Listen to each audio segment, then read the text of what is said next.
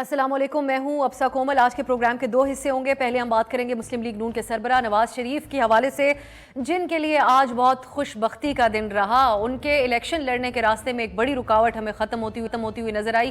اسلام آباد high court نے even field reference میں نواز شریف کی سزا کا فیصلہ کالعدم قرار دے کر ان کو بری کر دیا ہے، جبکہ بڑے جوش و جذبے کے ساتھ جو کیسز بنانے والی نیب ہے، انہوں نے فلیگ شپ ریفرنس میں نواز شریف کی بریت کے خلاف اپیل ہی واپس لے لی۔ اس طرح سے آج نواز شریف کو 2 کیسز سے نجات مل چکی ہے، جس پر ان کی جو ٹیم ہے خود تو وہ یہ رد عمل دے رہے تھے جو آپ لوگوں نے بھی سنا۔ انہوں نے کہا میں نے اپنا معاملہ اللہ پر چھوڑ دیا تھا، اب جو باقی رہ گیا ہے وہ بھی اللہ پر چھوڑتا ہوں، وہ سرخرو کرے گا۔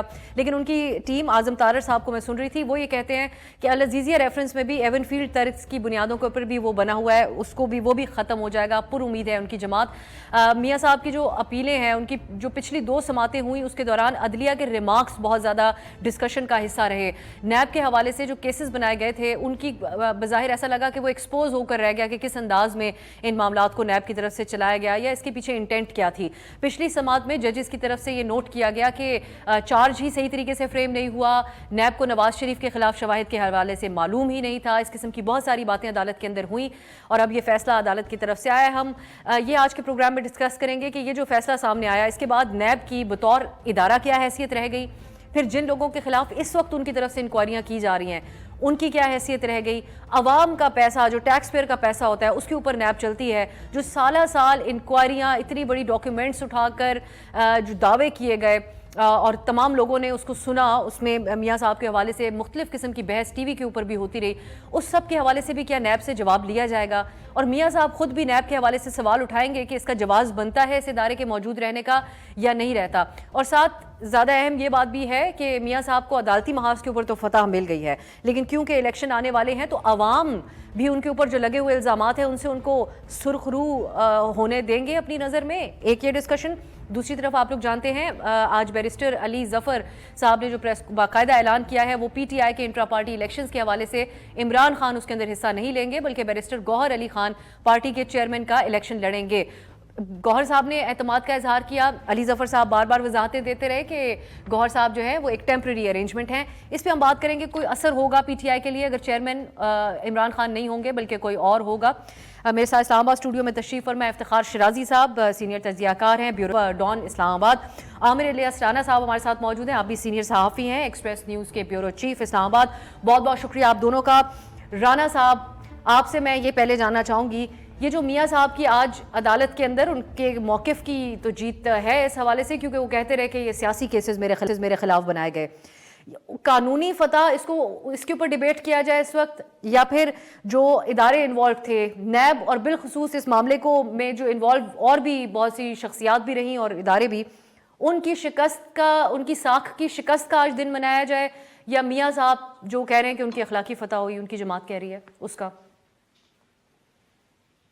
بہت شکریہ آپ نے بڑی لمبی چوڑی تمہید باندھی، اور میں اس پہ یہ کہوں گا کہ نواز شریف ان ہوتے ہوئے اور عمران خان آؤٹ ہوتے ہوئے نظر آ رہے ہیں، اور چونکہ وہ کرکٹ کی زبان میں زیادہ گفتگو کرتے ہیں، جیسے صدر صاحب نے کہا نا وفاداریاں بدلوا رہے ہیں، تو جب پی ٹی آئی کے پاس لوگ آیا کرتے تھے تو یہ کہتے تھے دوسری پارٹیوں کی وکٹیں گرنی شروع ہو گئی ہیں، تو یہ وقت اور حالات بدل جاتے ہیں، انسان سبق نہیں سیکھتا۔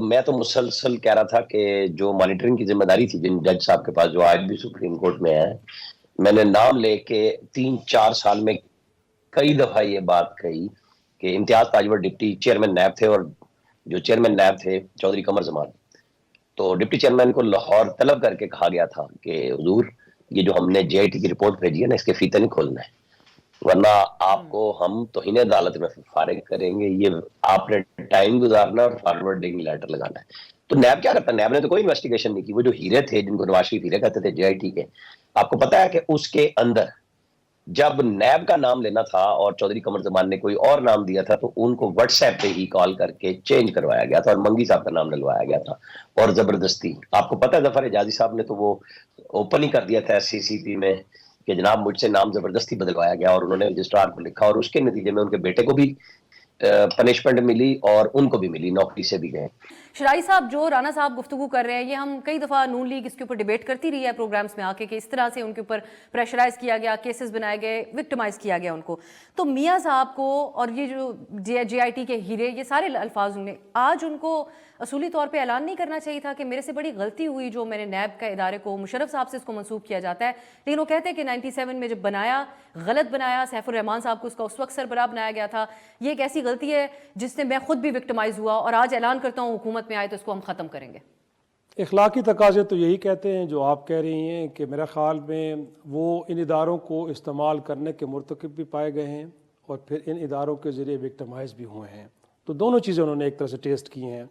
تو میرا خیال میں ایک ایسا شخص کہ جس نے ان دونوں چیزوں کو بھگتا ہو، ان کو چاہیے تو یہی تھا کہ وہ آج کہتے کہ ماضی میں ہم سے بھی غلطیاں ہوئی ہیں، ان اداروں کو ہم نے استعمال کیا، ججز کو ہم ڈائریکشن دے رہے تھے، میرے چھوٹے بھائی کے ٹیپ پکڑے گئے جس میں جسٹس اس وقت کے جو تھے ان کو کہا جا رہا تھا کہ کتنی سزائیں دینی ہیں آپ نے بے نظیر بھٹو کو یا آصف زرداری کو یا باقی لوگوں کو، جسٹس قیوم کی میں بات کر رہا ہوں، وہ آج بھی موجود ہے. تو میرا خیال میں وہ یہ کہہ سکتے تھے، لیکن پرابلم یہی ہے نا افسا کہ اس ملک کے اندر بار بار وہی چیز ریپیٹ ہو رہی ہے. اعظم طاہر صاحب نے جسٹیفائی کیا، انہوں نے کہا اب والے جو چیئرمین نیب ہیں وہ بڑی موزوں شخصیت ہیں، پہلے والے اچھے نہیں تھے. اس سے مراد ہم نے یہی لی کہ انہوں نے کہا کہ اب صحیح چل رہا ہے نیب کا ادارہ. میں سمجھتا ہوں کہ اگر آج کا نیب کا ادارہ صحیح چل رہا ہے تو اس نیب کے ادارے کو اپنے ہی کیس کو جا کے کنسیس کرنا چاہیے تھا. ان کے پراسیکیوٹر یہ نہ کہتے کہ ان کو تو صرف 30 منٹ درکار ہیں. یا جب ان سے یہ پوچھا گیا آج کہ آپ اس معاملے پہ دلائل کیوں نہیں دے رہے، یا آپ نے جب مریم نواز صاحبہ کو اور کیپٹن صفدر کو بری کیا گیا تھا اور آپ نے اس کے خلاف اپیل کیوں نہیں کی، تو انہوں نے کہا جی وہ تو ماضی کا نیب تھا، انہوں نے کر دیا، تو دس از اے پاس اینڈ کلوز ٹرانزیکشن. تو اس نے کہا پھر آپ اور ہم کیا کر رہے ہیں یہاں پہ. بڑا ایک معنی خیز جملہ ہے یہ جج کا کہ آپ اور ہم کیا کر رہے ہیں. اس کا مطلب ہے کہ پھر فیصلے تو کہیں اور ہو رہے ہیں، صرف سنائے جا رہے ہیں. لیکن پرابلم یہی ہے افسا، اس ملک کے اندر اب رجیم چینج ہوتا ہے، اس ملک میں نیب کا کردار بدل جاتا ہے، ان کی انویسٹیگیشن بدل جاتی ہے، عدالتوں میں ان کے آرگومنٹ بدل جاتے ہیں، یہاں تک کہ ہمارے معزز جج صاحبان کے سوالات بدل جاتے ہیں اور معذرت کے ساتھ ہمارے صحافیوں کے تجزیے بدل جاتے ہیں. پرابلم یہی ہے اس ملک کے اندر. تو آج اگر اس وقت جب کہا جا رہا تھا سپریم کورٹ کی جانب سے کہ یہ ادارہ تو پولیٹیکل وکٹمائزیشن کے لیے استعمال ہو رہا ہے، تو آپ کہتے تھے کہ نہیں ایسا ہرگز نہیں ہے. لیکن آج یہ بات ثابت ہو چکی ہے کہ اگر ماضی میں ان کیسز کو ایسے لے کے چلے ہیں کہ آج اس میں سے لوگ بری ہو رہے ہیں، پرنسپل پنشمنٹ ہے 10 سال کی، 7 سال کی، لیکن آج یہ عدالتوں کو کہنا پڑ رہا ہے کہ نیب اپنا کیس اسٹیبلش نہیں کر سکا. لیکن اب 1 منٹ میں اور لوں گا آپ کا، یہاں پہ بنیادی سوالات آج بھی موجود ہیں. وہ یہ ہیں کہ آج بھی میاں صاحب اور ان کی فیملی یہ نہیں بتا سکی کہ لندن میں انہوں نے اثاثے کیسے بنائے. آج بھی اس بات کو وہ ڈینائی نہیں کر سکے کہ 2013 میں انہوں نے ایک اقامہ رکھا تھا اور 1 سال تک انہوں نے چھپائے کیوں رکھا بطور پرائم منسٹر اس کو. آج تک ان کے یہ سوال کا جواب نہیں دے سکے کہ ان کے صاحبزادے جب زیر تعلیم تھے ان کے پاس وسائل کیسے آئے کہ انہوں نے جائیداد خریدی. آج تک مریم نواز صاحب یہ نہیں بتا سکی کہ انہوں نے تو لکھا تھا کہ وہ صرف ٹرسٹی ہیں، وہ بینیفیشل اونر نہیں ہے، بٹ ایک گورے کی تحقیقات نے بتایا کہ شی از اے بینیفیشل اونر. آج تک یہ نہیں بتا سکے کہ کیلبری فنڈ کے جس وقت مارکیٹ میں نہیں تھا وہ استعمال کیوں کیا گیا. تو میرے خیال میں بڑے سوالات ہیں جن کے جوابات بھی چاہیے. رانا صاحب، نیب کتنی انکمپٹنس تھی یا کس طریقے سے انکمپٹنٹ تھی اور کس طریقے سے انہوں نے اس معاملے کو عدالت کے اندر وہ فیل ہوئے ثابت کرنے میں، وہ ایک سیپریٹ ایشو ایک طرف اگر اس کو رکھا جائے. یہ جو سوالات شرازی صاحب نے اٹھائے ہیں، آپ سمجھتے ہیں کہ میاں صاحب کو ان کے جواب دینے پڑیں گے؟ عوام کی نظروں میں یہ سوال کچھ حد تک برقرار رہیں گے؟ ہم میرے بڑے اچھے دوست ہیں شرازی صاحب، لیکن میں بصد احترام اختلاف کروں گا کہ یہ وہ بیانیہ ہے جو پڑھایا گیا تھا، جس کا جواب لینا چاہیے تھا جنہوں نے بیانیہ یہ پڑھایا تھا. جب حسین نواز کہہ رہا ہے میں مالک ہوں اور میرے دادا نے مجھے پیسے دیے، کیا ان کا دادا پیسے عمران خان کے گھر سے لے کے آئے تھے یا کسی اور سیاستدان کے گھر سے لے کے آئے تھے؟ وہ انڈسٹریلسٹ تھے اور ہے وہ فیملی، ختم نہیں ہوگی وہ فیملی. مطلب میں عجیب و غریب کام ہے کہ جس میں جو بیانیہ بنایا گیا کہ جی پیسے نہیں بتائے، بھائی وہ بتا رہے ہیں کہ یہ دادا نے پوتے کو دیا. آپ کو یاد ہے باجوہ نے کہا کہ میں نے تو انہیں کہا تھا کہ آپ لوگ یہ کہتے ہیں کہ وہ جب نیب 99 میں وہ آیا تھا مشرف تو ہمارے سارے کاغذ لے گئے تھے اور یہ ٹائم فش ہو جاتا. انہوں نے نہیں کیا، انہوں نے جو چیزیں تھی اس طرح بیان کی. میں ان کی جگہ پہ صفائی نہیں دے رہا، لیکن مجھے یہ بچگانا لگا کہ جی وہ نہیں دے سکے. کیلبری فونٹ کا سامنے آ چکا جب ہائی کورٹ میں کہ یہ کمرشل یوز میں تھا اور اس کے اوپر مریم نواز کو صرف سزا دلوائی گئی. مریم نواز کی ٹرسٹ ڈیڈ اوپن تھی کہ ان کی 2 یا 3 بیویاں حسین نواز کی, ان کو بنایا اس لیے گیا تھا کہ اگر ان کے درمیان میں خدا نخواستہ کوئی مسئلہ ہو, کوئی ڈیتھ ویتھ ہو جائے تو بڑی بہن فیصلہ کرے گی. یہ چیزیں موجود تھی, اس میں اونرشپ مریم نواز کی نہیں تھی. یہ ہائی کورٹ میں 13 دفعہ عامر فاروق صاحب نے, اس وقت وہ چیف جسٹس نہیں تھے, نیب سے پوچھا کہ مجھے کوئی ایک پیپر دیں کہ یہ مالک ہے مریم نواز.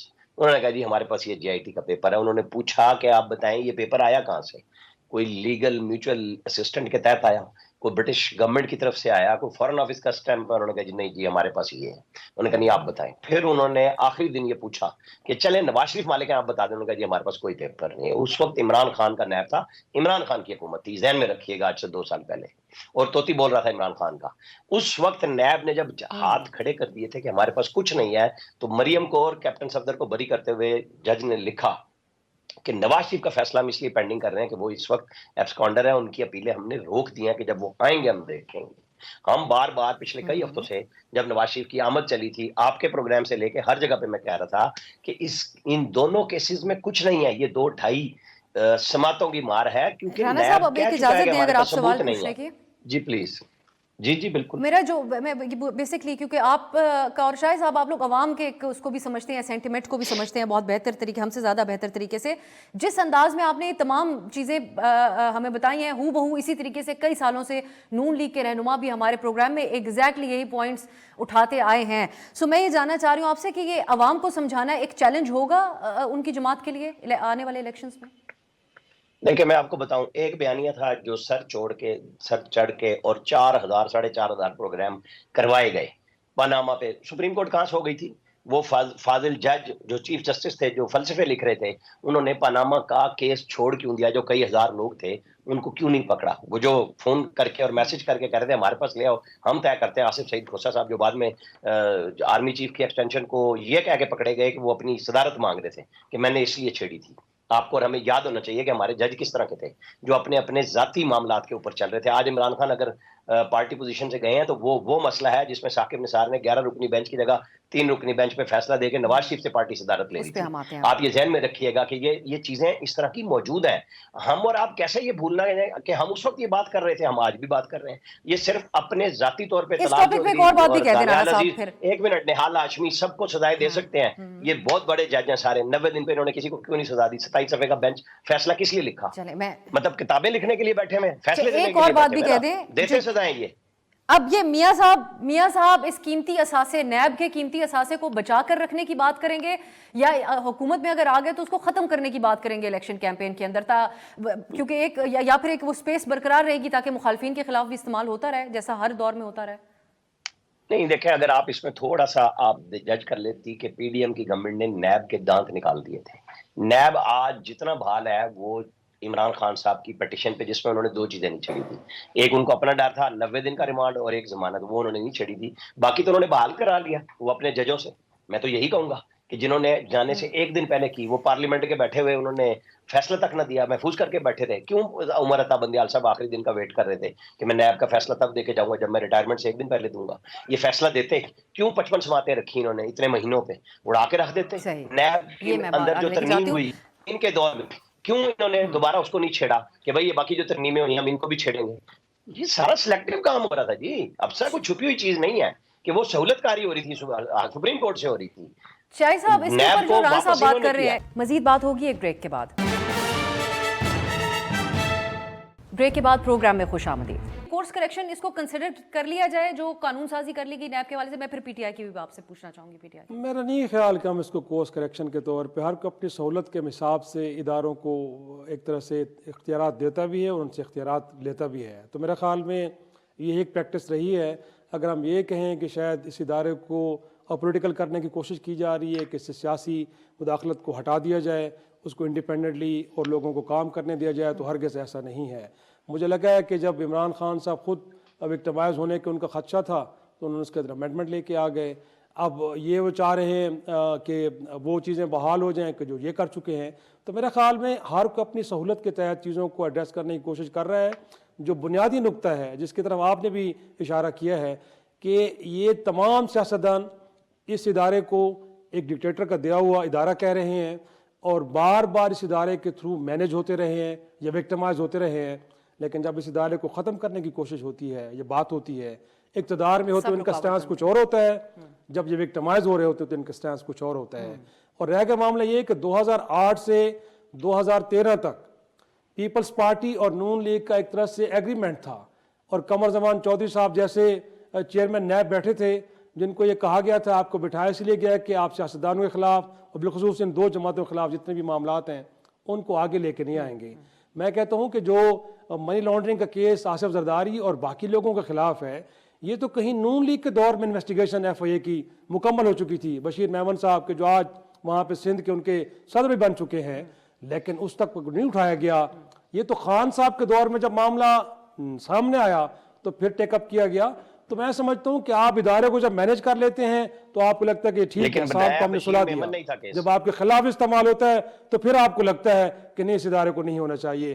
تو میں سمجھتا ہوں کہ اگر آپ اس طرح لے کے چلیں گے تو پھر جو کچھ ہو رہا ہے وہی ہوتا رہے گا۔ آج بھی وہی کچھ ہو رہا ہے آپ کے سامنے۔ دیکھیں افسا، میاں صاحب کے آنے سے لے کے اب تک کی جتنی بھی چیزیں ہوئی ہیں، یہ لوگ پہلے سے پریڈکٹ کر رہے تھے کہ کیا ہونے جا رہا ہے۔ ان کو حفاظتی ضمانت سے لے کے بریہ تک اب اگلی پریڈکشن ہے ان کے پرائم منسٹر بننے کی۔ اگر ایسا ہے تو اس کا مطلب ہے کوئی کہانی ہے جس کے اوپر عمل درآمد ہو رہا ہے، پھر یہ سب کچھ حقیقی نہیں ہے، جس کے اوپر آنے والے دنوں میں بھی ہم ڈسکس کرتے رہیں گے۔ رانا صاحب، پی ٹی آئی کی بات کرتے ہیں، یہ آپ کو کیسا فیصلہ لگتا ہے جو ان کی جماعت حوالہ دے رہی ہے بیرسٹر علی ظفر صاحب کہ یہ پارٹی چیئرمین عمران خان صاحب کا ہی فیصلہ ہے کہ وہ کنٹیسٹ نہیں کریں گے انٹرا پارٹی الیکشن میں، بلکہ پارٹی سے منسلک ان کی لیگل ٹیم کا حصہ بیرسٹر گوہر صاحب کریں گے؟ اس سے پارٹی کو نقصان ہوگا کیونکہ وہاں پر جماعت پی ٹی آئی کے حوالے سے ایک بات تو ہے کہ شخصیت کے گرد ریوالو کرتی ہے، یا فرق نہیں پڑے گا؟ آپ کیسے دیکھ رہے ہیں اس کو؟ دیکھیں، میں تو بالکل سامنے کی بات کرتا ہوں، مجھے کوئی کہانی نہیں بنانی آتی، نہ کسی کی سن کے اپنا جواب بنانا آتا ہے۔ ثاقب نثار صاحب نے نواز شریف کی صدارت لی، میں اس دن سے اس فیصلے کے اوپر یہ کہتا آ رہا ہوں کہ 1988 میں محترمہ بے نظیر بھٹو کے اوپر سپریم کورٹ کے 11 ججوں کا فیصلہ تھا کہ کسی کی پارٹی کی سربراہی اس وقت تک نہیں لی جا سکتی جب تک اس پارٹی کو سپریم کورٹ ملک دشمن ڈکلیئر نہ کر دے آئین کے مطابق۔ ٹھیک ہے، پھر جب کیا ہوا، سہولت کاری شروع ہو گئی، عدلیہ اور اسٹیبلشمنٹ لگی ہوئی تھی، تو ثاقب نثار صاحب نے نواز شریف کا فیصلہ لیا 3 رکنی بینچ کے ذریعے، اور انہوں نے کہا کہ یہ چونکہ نااہل ہے، سے 5 سال 9 مہینے پہلے مشاہد حسین، مصدق ملک وغیرہ کو ٹکٹس شیئر کے دے چکے ہوئے تھے۔ ثاقب نثار نے یقینی بنایا، الیکشن کمیشن نے نوٹیفیکیشن کیا کہ یہ سب آزاد الیکشن لڑیں گے، تاکہ وہ صادق سنجرانی پھر بعد میں آپ کو اور ہمیں نظر آئے جیتتے ہوئے کہ ووٹ کسی کے تھے، ڈلے کسی کو تھے، اور کسی کے خلاف آپ ایکشن بھی نہیں لے سکتے تھے۔ میں کئی مہینوں سے یہ بات دہرا رہا تھا، بلکہ میں نے ایگزیکٹ میں آپ کو بتاؤں 13 نومبر سے یہ بات شروع کی کہ جناب یہ فیصلہ موجود ہے۔ میرا خیال تھا یہ آگے جا کے آئے گا، لیکن یہ ابھی آ گیا کہ یہ خان صاحب کو الیکشن نہیں پارٹی میں رہنے دینے کا جو فیصلہ ان کی نااہلی کا 5 سال کے لیے آلریڈی موجود ہے، اور وہی ہوا، الیکشن کمیشن نے اڑا دیا۔ یہ اتنے بڑے بڑے وکیل تھے، یہ نہیں سمجھا سکتے تھے خان صاحب کو کہ نہیں آپ لڑیں، ان کو پتا ہے کہ ہم لڑیں گے پارٹی بھی ختم ہو جائے گی، اس کے ساتھ ہی وہ اڑا دیں گے۔ تو ان کو پیچھے ہٹنا پڑا، جو گڑھا نواز شریف کے لیے کھودا تھا آج اس کا وہ خود مکافات عمل کا شکار ہے۔ یہ سوچنے کی بات ہے، خان صاحب کو آج بھی اسٹیبلشمنٹ سے بات کرنے کی دل کرتا ہے، بات سیاستدانوں سے کریں گے، سارے سیاستدان بات کر لیں گے۔ نواز شریف اور زرداری صاحب کی کوئی لڑائی کو کم تو نہیں تھی۔ 2014 کے دھرنے میں نواز شریف نے اپوزیشن میں جے یو آئی بھی تھی، بھول نہ جائیں آپ لوگ، اور پیپلز پارٹی بھی، انہوں نے ان کو منایا اور اپنے ساتھ بٹھایا۔ یہ دھرنوں پہ باہر بیٹھے ہوئے تھے، اسٹیبلشمنٹ کے کندھوں پہ سوار ہو کے آئے تھے۔ وہ مولانا جو کینیڈا سے آئے تھے، جس کا چیف جسٹس صاحب نے بھی کہا کہ بھی کینیڈا میں وہ یہ کام کر سکتے ہیں جو یہاں کرتے رہے، وہ جو آئین کی قبریں بنا رہے تھے اور سپریم کورٹ کے اوپر شلواریں لٹکا رہے تھے، ہم اور آپ مکافات عمل ہے آپ کی نظر میں صرف؟ رانا صاحب، میں اگر اجازت دیں میں شاہد صاحب کا بھی سیدھی بات ہے۔ مکافات عمل کی شرائع صاحب جو ٹرمینالوجی ہے، میں اس سے ہمارے سیاسی کانٹیکسٹ میں بالکل اتفاق نہیں کرتی۔ جس کے اوپر سختی آئی ہو، برے دن ہوں، اس کے حالات ہمارے سامنے ہوتے ہیں، جن کے اچھے دن آ جائیں وہ مکافات عمل کا ذکر کرتے ہیں۔ آپ کے خیال میں آج جو بیرسٹر علی ظفر صاحب کو بارہا اس پریس کانفرنس کے اندر یہ وضاحت کرنا پڑی کہ یہ ایک temporary care taker type chairman ہوں گے اور یہ سب تمام باتیں، یہ آپ کو سمجھتے ہیں ایک مسئلہ تو ہے پی ٹی آئی کے لیے لوگوں کو سمجھانا بھی یہ بات؟ لیکن میرے خیال میں جس طرح عامر بھی کہہ رہے ہیں کہ نواز شریف صاحب کو آپ نے صدارت سے ہٹا دیا، بٹ بیک سیٹ ڈرائیونگ کرتے رہے، گویا کہ پارٹی کو وہی رن کرتے رہے۔ اس ملک میں کون چیف منسٹر ہوگا، کون پرائم منسٹر ان کی غیر موجودگی میں ہوگا، کابینہ میں کون لوگ شامل ہوں گے، یہ سارے فیصلے وہ بیٹھ کے کرتے رہے۔ تو میرا خیال میں ابھی بھی وہی ہر بار استعمال کیا جا رہا ہے۔ رانا صاحب کی بھی آپ سن رہے ہیں لیکن میرا خیال ہے کہ عمران خان جیل سے بیٹھ کے اپنی پارٹی کو اور اگر اس کی پارٹی کی حکومت آتی اس کو رن کرے گا. تو اس طرح کی پریکٹس میں جانا نہیں چاہیے. اور رہ کے معاملہ یہ کہ اداروں کو بھی سوچنا چاہیے کہ ایک طرف تو آپ چاہیں تو ایک سٹے کے اوپر شہباز شریف صاحب کی چیف منسٹرشپ 5 سال کے لیے چلتی ہے اور آپ اس کے اوپر اپنی سماعت ہی نہیں رکھتے, اور چاہیں تو ان معاملات کو آپ اٹھا لیتے ہیں. ہاں نہیں بالکل, لیکن چاہیں تو ان معاملات کو آپ اٹھا لیتے ہیں اور اٹھا کے تو آپ اور آج تک وہ سٹے سامنے نہیں آیا.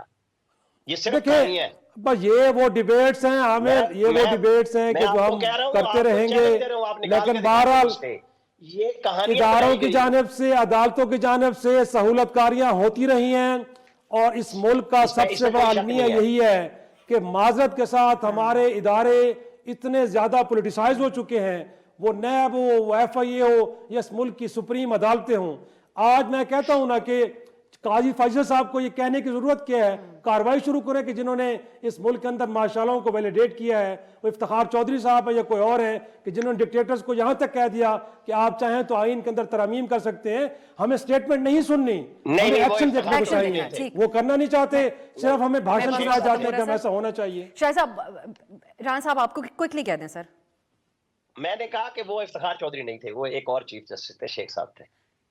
چلیں اب یہ جو باتیں آپ دونوں نے کی ہیں آخر میں وضاحتیں کون کون سا ادارہ دے گا, تمام ادارے ایکسپوز نظر آتے ہیں. بتا رہا ہوں نہیں رانا صاحب, میں آپ کی بات نہیں کری. جو شاہی صاحب کہہ رہے تھے کہ تمام اداروں کا کیا رول رہا, لیکن میں اس کے اوپر یہ کنکلوڈنگ ریمارکس دینا چاہوں گی کہ یہ تمام ادارے اس وقت بظاہر آج اس ایکویٹل کے بعد خاص طور پہ نظر آتا ہے کہ ایکسپوزڈ ہو چکے ہیں. اب ان کی وضاحتوں کے اوپر یا وضاحت دی جائے گی یا اس کے اوپر کون یقین کرے گا, یہ ایک بہت بڑا سوالیہ نشان ہے. اس کا کیا لاہے عمل ہو سکتا ہے, اس میں ہم آنے والے دنوں میں بات کریں گے. بہت شکریہ افتخار شاہی صاحب, عامر الیاس رانا صاحب. گفتگو ناظرین آپ نے ملاحظہ کی. ایک بریک کی طرف جاتے ہیں. آج ایک بہت اہم دن ہے. آج فلسطین کے عوام سے یکجہتی کا اظہار کیا جا رہا ہے, اور پاکستان کے عوام نے, پاکستان کی سول سوسائٹی نے, سیاسی جماعتوں نے ایک مثال قائم کی ہے اپنی سپورٹ شو کر کے فلسطین کے لیے سڑکوں پر آ کے. اس کے اوپر ہم بات کریں گے ایک بریک کے بعد.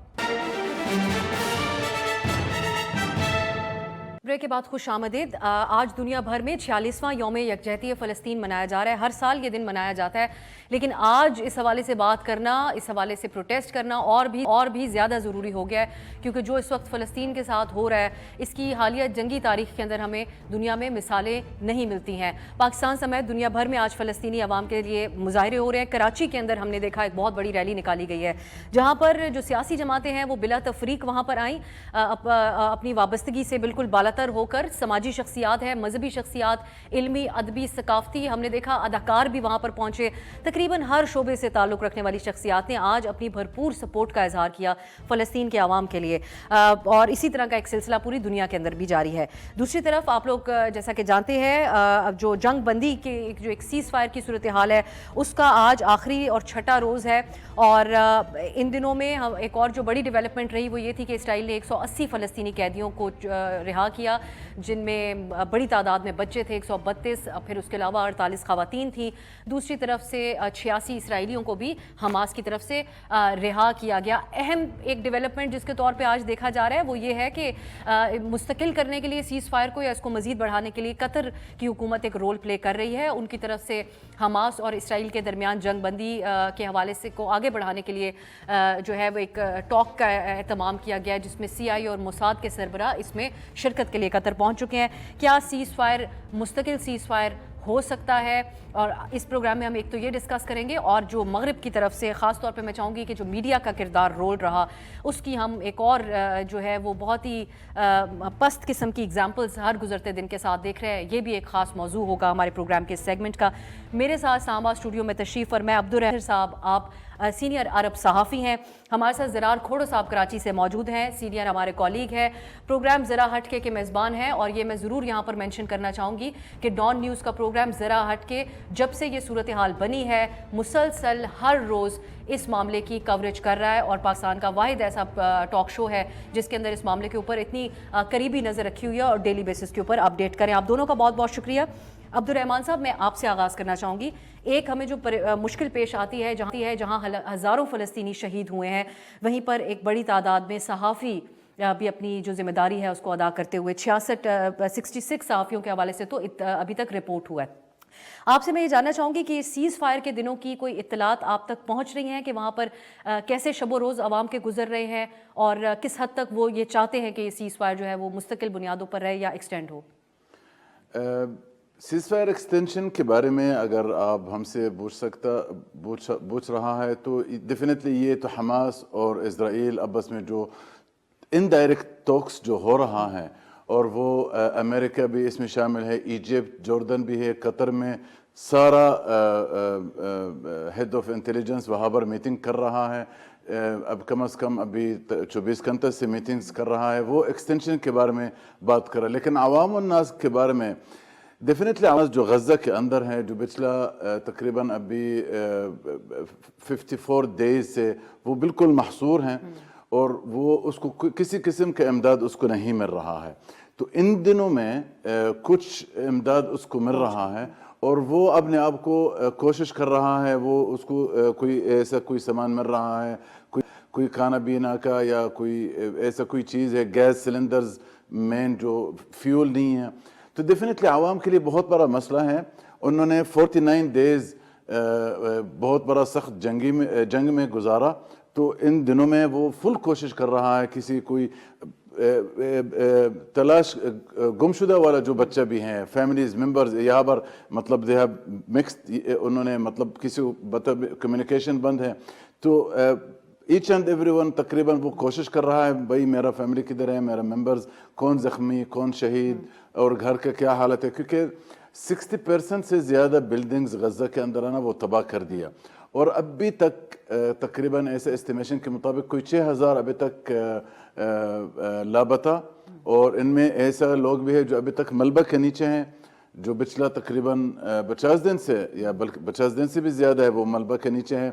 तो हालात बहुत बड़ा अजीब व गरीब सूरत हाल है और इनके लिए बहुत बड़ा एफर्ट्स हैं।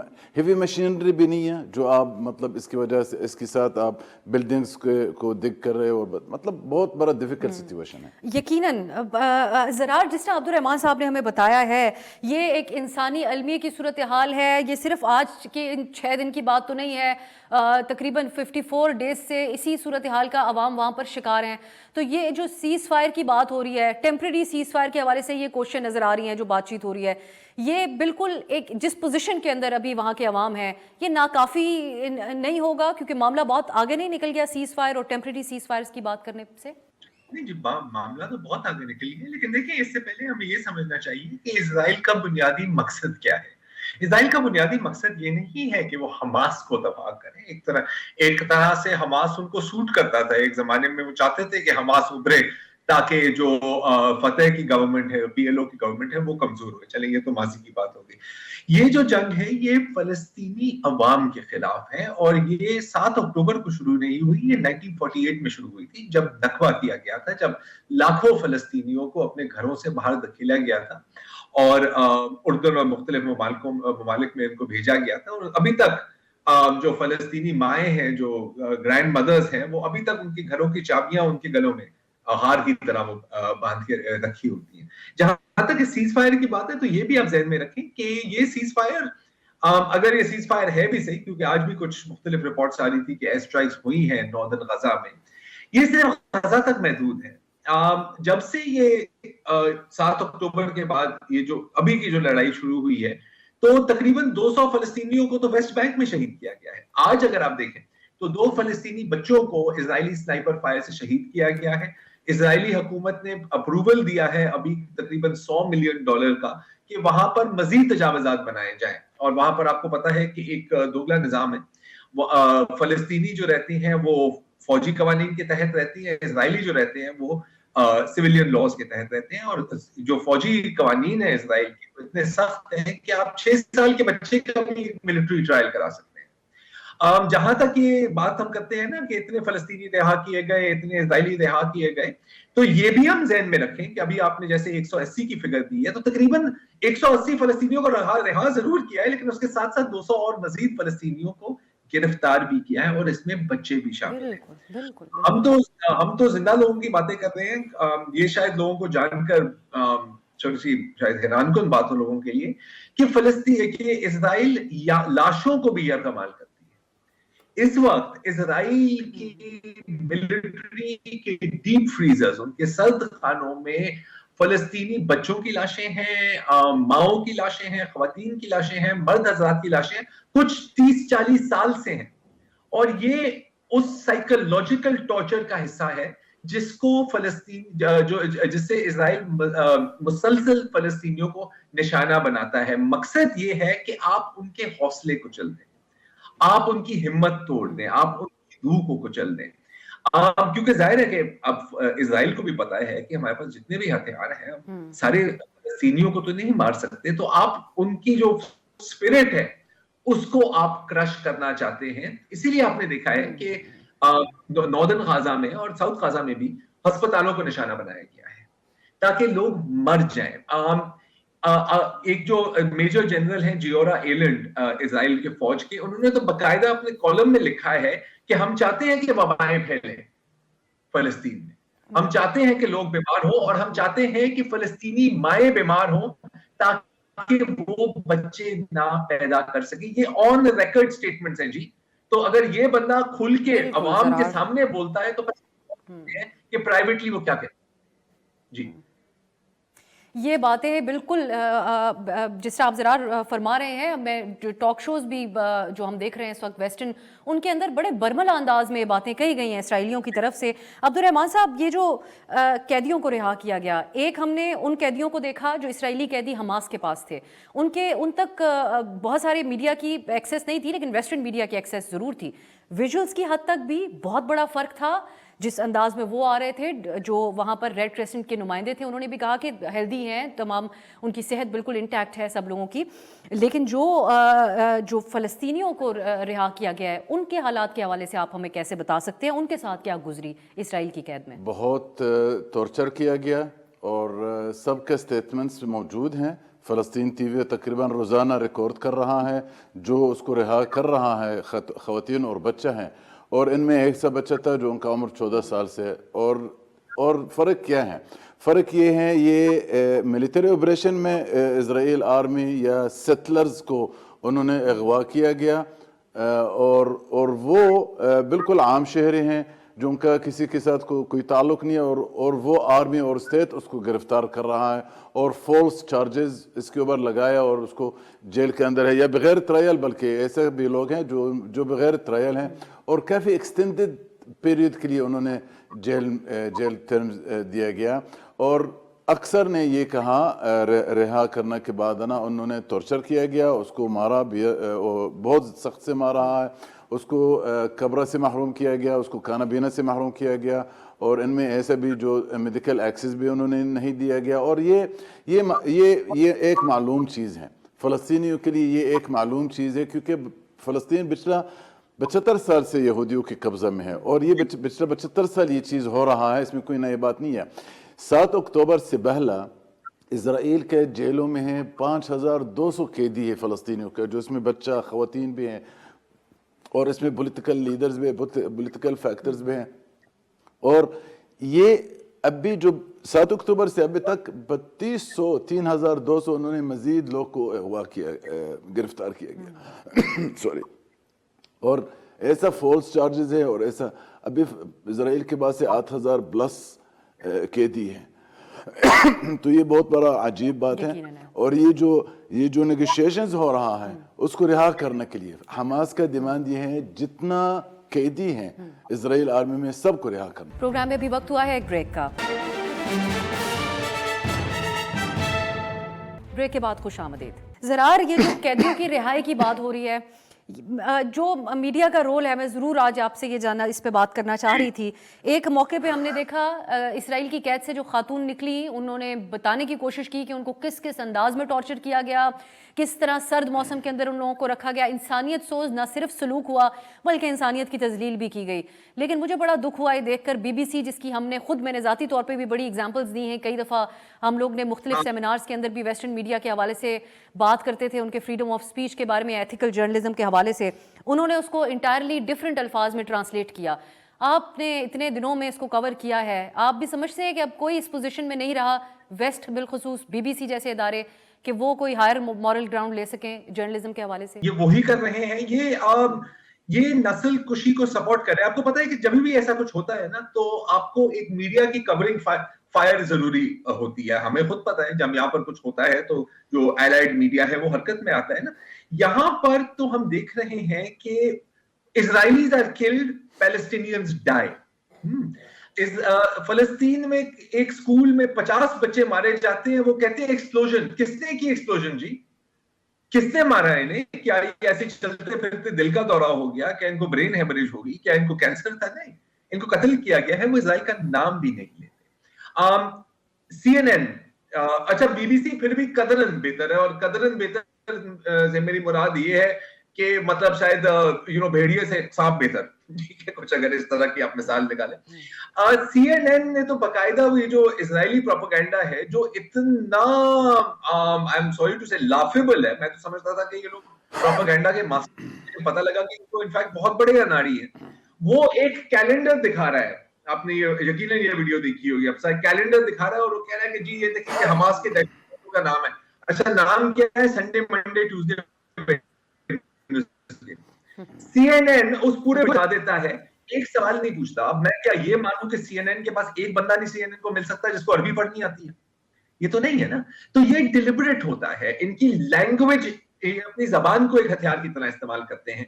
जहां भी आप देखें तो 4 इजरायली बैठे होंगे, एक फलस्तीनी बैठा होगा, और फलस्तीनी से बार बार ये सवाल पूछा जाएगा, do you condemn Hamas, do you condemn Hamas, do you condemn Hamas. मैंने देखा अहमद अल-नूक साहब का इंटरव्यू, उसके पूरे एक वही टेप चल रही है, बिल्कुल एब्सोल्युटली वही टेप चल रही है ना, स्क्रिप्ट होती है ना जी, हर जगह स्क्रिप्ट होती है ना। तो बहुत पुरानी स्क्रिप्ट है। खुशी मुझे इस बात की है, अगर मैं खुशी का लफ्ज यहाँ पर इस्तेमाल कर सकूं, क्योंकि सही नहीं लगता, अच्छा नहीं लगता मुझे, कि वो ये है कि अब कम से कम लोग इनकी बातें मानने के लिए तैयार हैं। मैं उन लोगों को जानता हूं जिन्होंने बीबीसी में काम किया है, पाकिस्तानी सहाफी हो जाए वो, जिन्होंने DW में काम किया है, और by the way top marks मिलते हैं जर्मन मीडिया को, क्योंकि जर्मनी और जर्मन मीडिया का शायद ये ख्याल है कि वो यहूदियों का खून अपने हाथों से फलस्तीनियों के खून से धो सकते हैं, लेकिन ऐसा नहीं हो सकता। वहां मैं देख रहा था उनकी जो सबसे बड़ी मैगजीन है, उसके कवर पर एक फलस्तीनी रिहा हो रहा है और एक इजरायली रिहा हो रहा है। इजरायली के ऊपर लिखा हुआ है इजरायली सिविलियन रिलीज्ड, फलस्तीनी के ऊपर लिखा हुआ है पैलेस्टीनियन टेररिस्ट रिलीज्ड। तो ये लेवल है। और बिल्कुल जिन सेमिनार्स और जिन ट्रेनिंग्स की आप बात कर रहे हैं, मैंने हजार दफा देखा है, गोरे सहाफी आते हैं, हमें बताते हैं कि जी सहाफत यूं होनी चाहिए, सहाफत यूं होनी चाहिए। ये कौन होते हैं हमें बताने वाले? कुछ थोड़ा सा पुशबैक मैंने देखा है, जैसे अभी CNN एक बात और भी जरार, अगर आप मुझे इजाजत दें। जी जी, ये इसको भी आप मुकम्मल कीजिएगा, क्विकली एक और बात भी कह दीजिएगा। ये जो बॉयकॉट्स किए जाते हैं, एक हमने आपकी भी एग्जांपल देखी, एक कोई डिप्लोमेटिक गालिबन इवेंट था जिसमें आपको बुलाया गया, ये मैंने सोशल मीडिया पे देखा, आपने भी माजरत की, हम और भी बहुत सी अहम शख्सियात को देख रहे हैं जो प्रोटेस्ट करके भी ऐसे इवेंट से निकल रहे हैं। इनकी आपकी नज़र में ये इनसे कोई असर पड़ता है? इंटरनेशनली बहुत सी फ्रेंचाइजेज हैं जिनका, खाने पीने की फ्रेंचाइजेज जिनका लोग बॉयकॉट कर रहे हैं, आप समझ रहे हैं कि ये भी एक अहम रोल प्ले कर रही है? बिल्कुल, और अगर ना प्ले कर रही होती तो आप ये देखते हैं कि इजराइल को इतनी तकलीफ नहीं होती बॉयकॉट, डिसइन्वेस्ट और डाइवेस्ट और सैंक्शन मूवमेंट, जिसको BDS मूवमेंट कहते हैं ना, जिन्होंने आगाज किया था इस किस्म की मुहिम का। काफी मतलब साल हो गए, शायद दहाई से ज्यादा गुजर गई है। अमेरिका में जो इजरायली लॉबी के खरीदे हुए सियासतदान हैं, APAC की मैं बात कर रहा हूं, वो अपनी रियासतों में BDS के खिलाफ कवानीन लाते हैं। अगर इतनी टेंशन ना होती ना आपसे, तो फिर वो लाते भी ना। ये भी तो एक सोचने की बात है। जहां तक ये डिप्लोमेटिक फंक्शंस के बॉयकॉट की बात है, I think it sends a message. और ये आप मेरी बात ना माने, बेशक आप देखें कि उन्हीं मगरबी दारुल हुकूमतों के सड़कों पर क्या हो रहा है। आप देखते हैं कि लाखों लोग फलस्तीन के हक में बाहर निकल रहे हैं। और ये आप कभी ना भूलें कि 7 सितंबर को, मैं तो छोटे 7 सितंबर को, 5 अक्टूबर को फलस्तीन का कोई नाम भी नहीं लेता था, ये डेड इशू कंसिडर हो गया था। अब्राहम अकॉर्ड साइन हो गए, पक्कियां झपियां हो गई अरब ममालिक में और इजराइल में। फलस्तीन इनकन्वीनियंस थी ना। अब फलस्तीन का नाम सबके होठों पर है, सबके लबों पर है, बच्चों से लेके बूढ़ों तक। इसमें जूइश एक्टिविस्ट, यहूदी एक्टिविस्ट हैं, इसमें क्रिश्चियन एक्टिविस्ट हैं, इसमें एथियस्ट होंगे, बिल्कुल 100% सेक्युलर लोग भी होंगे, इसमें नेटिव अमेरिकन हैं। आप जनूबी अमेरिका को देखें, जो स्टैंड उन्होंने लिया है। और इसकी वजह ये है क्योंकि अब ये दौर है, अब सोशल मीडिया को हम हजार गालियां दें, لیکن یہ ایک جانب ہے $1 ٹریلین پروپیگنڈا مشین، جس میں بی بی سی شامل ہے، جس میں CNN شامل ہے، جس میں تمام ویسٹرن ورلڈ کی مین اسٹریم میڈیا شامل ہے، اور دوسری جانب کیا ہے؟ ٹویٹس اور ٹک ٹاکس، اور ٹویٹس اور ٹک ٹاکس نے ان کو ہرا دیا ہے. اور اس کا ثبوت میں نہیں دوں گا، اس کا ثبوت آپ اپنی آنکھوں سے دیکھ سکتے ہیں کہ سڑکوں پر کیا ریاکشن بالکل ایسا ہی ہے. جی زرار، میں یہ اس پہ ہی میں عبد الرحمان صاحب کا بھی ایک کامنٹ چاہوں گی. عبد الرحمان صاحب، عرب کنٹریز کے اندر بھی ایسا سڑکوں پہ ریاکشن آیا؟ لنڈن میں، واشنگٹن میں، آج پاکستان میں کراچی میں، بلکہ ہم جتنے پروٹیسٹ کور کرتے ہیں اس میں اس کی نوعیت بہت بڑی تھی. آج تمام طبقہ فکر سے لوگ اس کے اندر شامل ہوئے. سو آپ دیکھتے ہیں کہ وہاں پر بھی ایک ایز کنٹریز ان کا جو رد عمل رہا، اس کے حوالے سے کیا سینٹیمنٹ پایا جاتا ہے عوام کے اندر کہ کیا وہ کافی ہے جو ان کا رد عمل ہے عرب کنٹریز کا؟ جی بالکل ہوا ہے، اور ڈیمونسٹریشنز بھی ہوا کافی عرب ممالک ہے. لیکن ہمیں ایک چیز کو پتہ ہونا چاہیے، یہ جو 7 اکتوبر جو ہوا، اس سے پہلے کیا صورتحال ہے؟ اس سے پہلے یہ ہے اسرائیل آرمی 1948 میں، 1956 میں، اور 1976 میں، اور 1973 میں 4-5 جنگ لڑا عرب کنٹریز کے ساتھ ہے. 6 عرب کنٹریز کو شکست دیا گیا اسرائیل آرمی. اسرائیل آرمی کا جو پکچر ہے عرب دنیا میں، وہ بہت بڑا انڈیفیٹیبل آرمی ہے. جو 7 اکتوبر میں ہوا، یہ سارا امیج کو توڑ دیا انہوں نے، یہ فلسطینی حماس والا جو فائٹرز ہیں. اور ابھی تک جتنا اسرائیل آرمی خود صدمہ میں ہے، اور جتنا ان کی ویسٹرن الائز ہیں، یونائٹڈ اسٹیٹس اور امریکہ اور برطانیہ، جتنا بھی انفارچونیٹلی عرب دنیا میں بھی صدمہ ہے. اور عرب دنیا میں کون ہے جو انہوں نے اسرائیل کے ساتھ پیس ایگریمنٹ سائن کیا گیا؟ مصر، ایجپٹ، یونائٹڈ عرب امریٹس، بحرین، سودان، موروکو، کافی عرب ممالک جو انہوں نے پیس ایگریمنٹ سائن کیا گیا، وہ بھی صدمہ میں ہے. اور کافی عرب ممالک میں ہے انفارچونیٹلی حماس دہشت گرد تنظیم ہے. تو لہٰذا عرب دنیا میں بھی کچھ گورنمنٹس میں بھی ابھی تک صدمہ میں ہے، اور اس کو نہیں پتا کیا کرنا پڑے گا. عوام کا جو سینٹیمنٹس ہے ڈیفینیٹلی وہ فلسطینیوں کے ساتھ ہے، کیونکہ عرب ایک دوسرے کے ساتھ ہیں. لیکن ایشو یہ ہے عرب عوام کے مطلب ڈیموکریسی ایسا نہیں ہے عرب دنیا میں جتنا ہمیں ہونا چاہیے، جتنا ہمارا تصور ہے. لہٰذا وہ عرب بے شک انہوں نے عوام الناس انہوں نے مظاہرہ کیا گیا، سڑکوں میں آیا، نکل آیا، لیکن آواز بھی پہنچانا کوشش کیا گیا. لیکن ابھی تک ایسا کسی ملک میں اپنا جو ڈپلومیٹک ریلیشن، ریاست جو پالیسی ہے ان کی ڈپلومیٹک، اس میں کوئی تبدیلی نہیں آئی. لیکن آپ دونوں نے جو گفتگو کی اس میں ایک بات ضرور اس کے اوپر کہنا چاہوں گی کہ پھر ایسا یہ لگتا ہے کہ لیکن دنیا بھر کے جو عوام کے جذبات ہیں جو ہمیں پروٹیسٹ کی شکل میں سامنے نظر، کچھ ہمیں عبد الرحمان صاحب بھی بتا رہے ہیں کہ سوچ کیا رہے ہیں عرب ممالک کے عوام بھی، وہ ان حکومتی پالیسیز، ریاستی پالیسیز جس کے اوپر بڑے کیئرفلی سب لوگ اس پہ رد عمل لے رہے ہیں، اس کے اوپر حاوی آ چکے ہیں. خواہ وہ سوشل میڈیا کی حد تک ہو یا جو عوام سڑکوں کے اوپر نکلے ہیں، ان کو پوری دنیا نے دیکھا ہے اور اس کا بہت بڑا اثر بھی ہو رہا ہے. دیکھتے ہیں آنے والے دنوں میں بھی کس حد تک اس چیز کو جاری رکھا جاتا ہے اور بہت اس کی ضرورت کے اوپر زور دیا جاتا ہے. بہت شکریہ عبد الرحمان صاحب اور زرار کھوڑو صاحب، آپ دونوں کے قیمتی وقت کے لیے. ناظرین، یہ صورتحال یقیناً ہر گزرتے دن کے ساتھ نہ صرف مشکل ہو رہی ہے بلکہ اس کو کور کرنا اور اس کی انفارمیشن حاصل کرنا بھی اتنا آسان نہیں ہے. لیکن ہماری کوشش رہے گی کہ ڈان کے پلیٹ فارم سے آپ تک اس حوالے سے خبریں پہنچاتے رہیں. آج کے لیے اجازت دیجیے، خدا حافظ.